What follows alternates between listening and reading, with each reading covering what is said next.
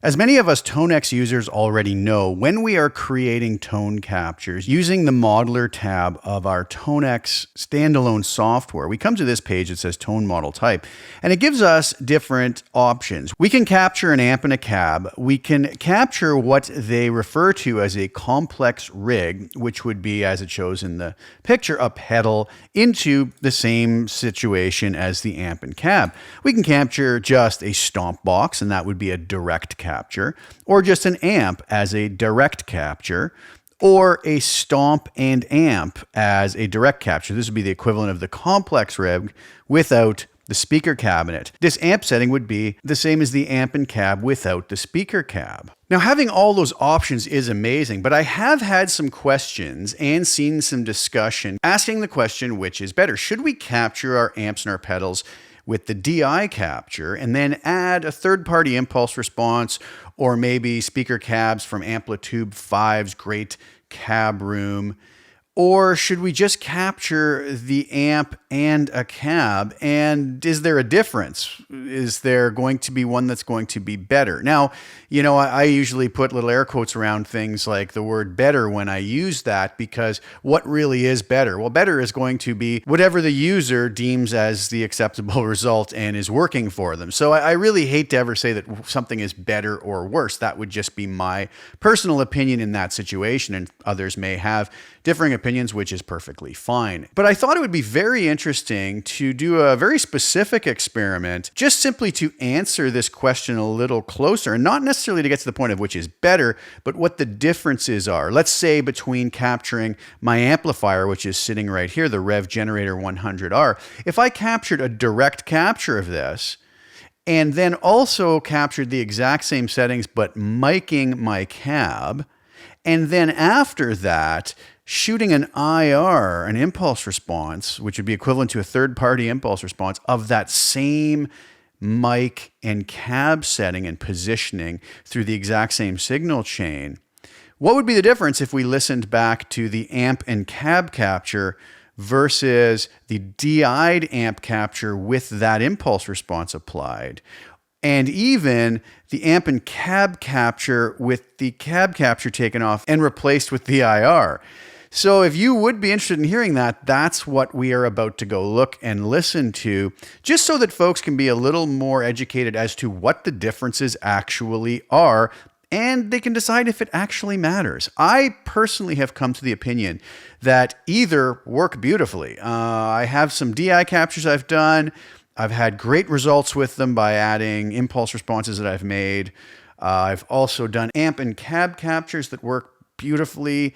And the fact we can kind of tweak them after the fact anyways is really nice. And I think both ways are very valid ways to work. So I will stop short of saying what I think is better, because I think we can get great results out of both. Now, before we move on to the test, I just want to say later in the video, I'm going to showcase a couple new tone models that I have up on my website, which is going to be the Xstasy Red Volume 2. I had an Xstasy Red Volume 1, which was DI'd captures of the Bogner Xstasy Red pedal. I did a lot of captures with all sorts of different settings. They turned out beautifully. I've used them a bunch of times. But now I decided to do a sort of more concise, smaller bundle of captures, but not going DI, but actually miking them with very specific mics in very specific positions. So I'm going to give you a demo of that a little bit later in this video, and also another tone model called the Kudos Ultimate preset bundle, which is going to be a similar idea, but using the amazing Earthquaker Devices Plumes pedal, which is a tube screamer style overdrive. So some really nice tones. So I'll showcase those a little bit later in this video. But for now, let's get to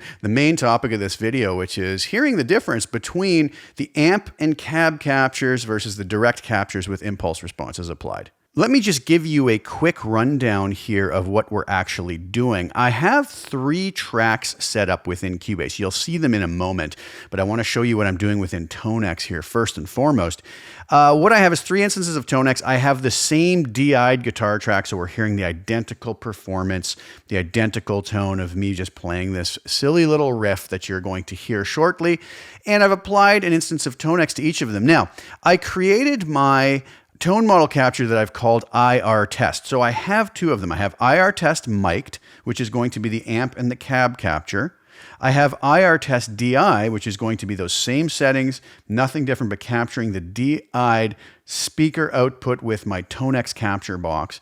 And then I shot an impulse response of the exact same mic and cab settings without moving anything. I just shot the IR immediately after. And I applied that IR to the direct capture. So we have the IR test mic'd here. You can see it's both the amp and cab capture as it was captured. I have the IR test DI'd capture with the impulse response. And I also have a third one that I thought would be interesting. I have the IR test mic'd, but taking away the mic capture and putting the impulse response in its place. And all other settings are equal, and I've matched the volumes as closely as possible. So let's get rid of these. We don't really need to see them up here. So you'll see that I have these labeled pretty clearly, and I can even expand these if we want to see this. Identical sound file and performance. So we have the Tonex mic'd, so that's the amp and cab. Tonex with the impulse response, and then the Tonex mic'd with the impulse response. And we can take a listen how these sound. I'll play each of these through. It's set to loop, and once the loop is done, I will solo the next one, and you can listen to that. I'll play the whole sound file through for each of them, and then I'll let it loop, and I'll switch back and forth between them so you can hear kind of more immediate differences. Okay, and you can tell that if nothing is soloed, we're on this first track. As I solo these, you will hear it go between those. Okay, so here we go. We will start off with the Tonex amp and cab, or the mic'd version.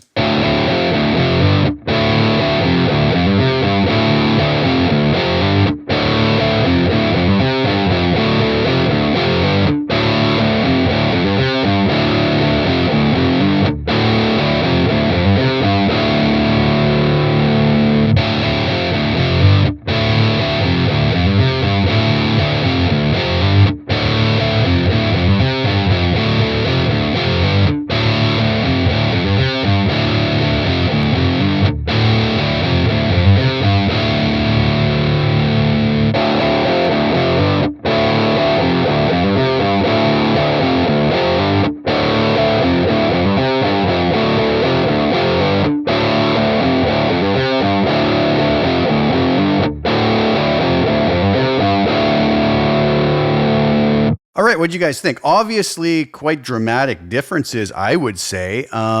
Let's go back now without saying anything. I'm going to have this loop, but I'll switch back and forth between the Tonex mic'd and the Tonex IR, just so we can really hone in the differences between that. And then I'll do the same between the Tonex mic'd and the Tonex mic'd with the impulse response replacing the cab capture.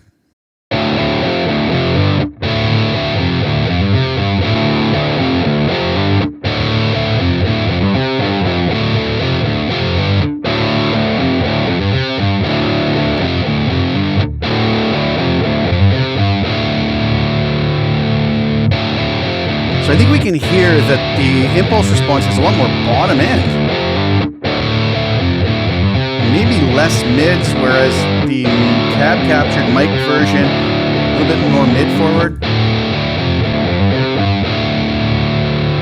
Now, the interesting part about this is, again, this is why, as I mentioned before, I don't like to use the word, quote unquote, better. Which is better? I don't know. I mean, you're going to have probably line up 20 people and you're going to have a lot of different opinions about this, and nobody's going to be right. Some people may prefer this one here with almost has more of a scooped mid sound to me, to my ears, and a little bit bigger bottom end, whereas the actual cab captured one, the mic'd version, it's maybe a little bit more balanced. Maybe a little more instantly usable in the mix. With this one, I might end up dialing some of that bottom out in a mix, right? So it's really dependent on what our personal preferences are. Now, let's go back and do the same thing, but we'll listen to the Tonex mic'd, or the amp and cab capture, versus the same amp and cab capture with the cab capture taken out and the same impulse response put in its place.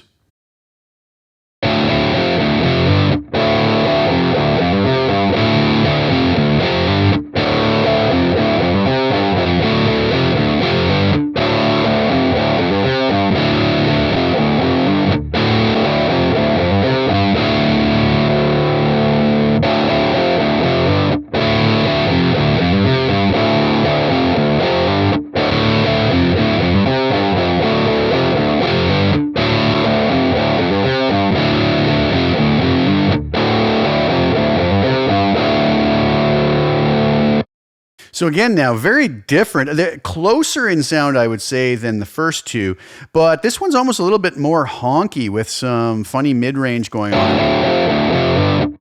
But again, might work really, really nice in certain mixes. So again, you know, which one of these is better? I guess if I had to give my opinion, just listening in this context right off the top of my head, I do actually like the amp and cab captures the most. But who knows, depending on the mix we're working on, depending on the final results we're looking for, we could use either of these and probably get really great results. None of them sound awful to my ears, and the more we listen to any one of them, the more maybe correct it actually starts to sound.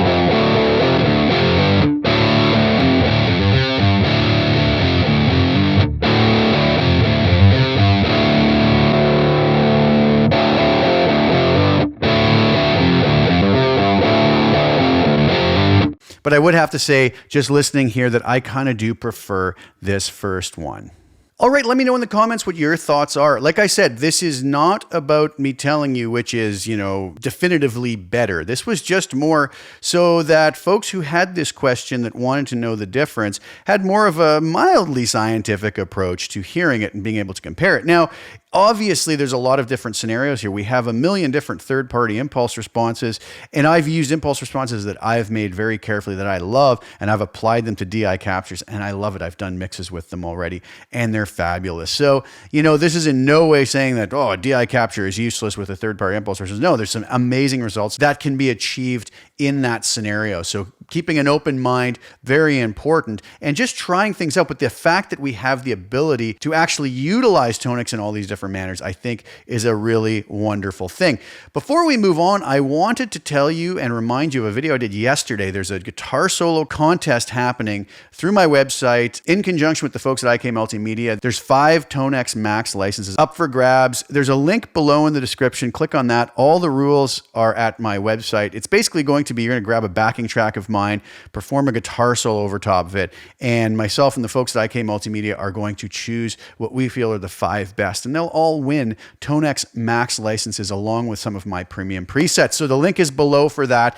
Sign up for that, and I can't wait to hear what some of you guys do over the backing track, and you have a chance to get a wonderful piece of software in the Tonex Max license. All right, so on to some of my presets now that I've just been working on. I'm going to take you through the Kudos Ultimate, which is, like I mentioned before, a capture of the Earthquaker Devices Plumes overdrive, a Tube Screamer style overdrive, and then some new Volume 2 captures of the Xstasy Red pedal, which are not direct captures, but which are amp and cab captures with the Bogner Xstasy set in ways that I really love and mic'd up just beautifully. So let's go over it. We'll take a listen to those soloed. So here we are over at the JS Xstasy Red Volume 2. And what I've done here, if you'll notice, I've captured this pedal into the Rev Generator 100 Mark II amp and a Rev 212 cabinet at different gain levels with different microphones. The FH here stands for Fathead, and the MTP stands for the Lewitt Audio MTP 440DM mic. The G1, G2, G3 are the different gain levels on the drive setting, and the minus or plus are the little switch that goes to either lower or higher gain. So starting off with the lowest gain, it sounds like this.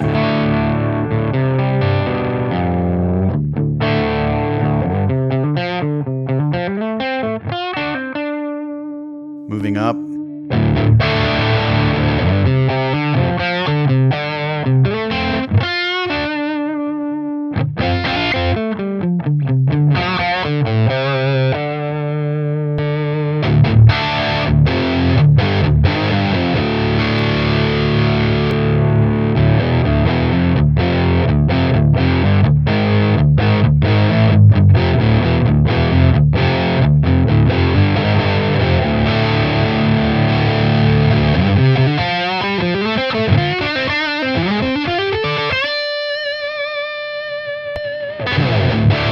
Highest gain level with the Fathead mic.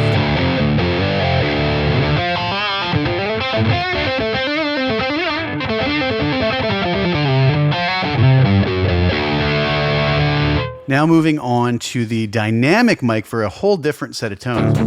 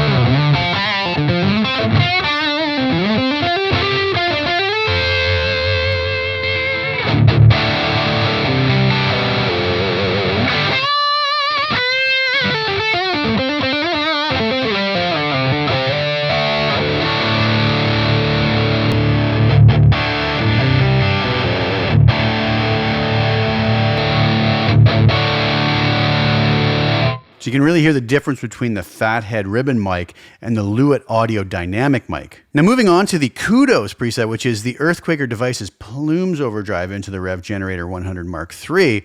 I have settings 1.1, 1.2, 1.3, then there's 2.1, 2.2, 2.3, and 3.1, 3.2, and 3.3. The number after the decimal point is the gain level again on the drive control, and the number before is the mode switch, which are the different modes on this pedal. So this is a Tube Screamer style overdrive, really nice stuff. So again, if we start over at the Kudos 1.1 Ultimate,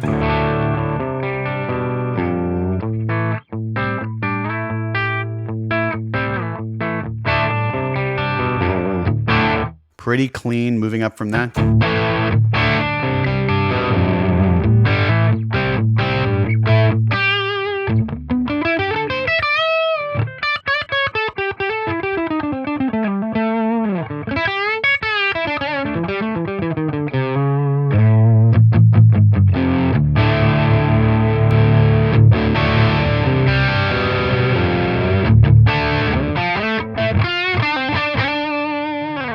The second mode.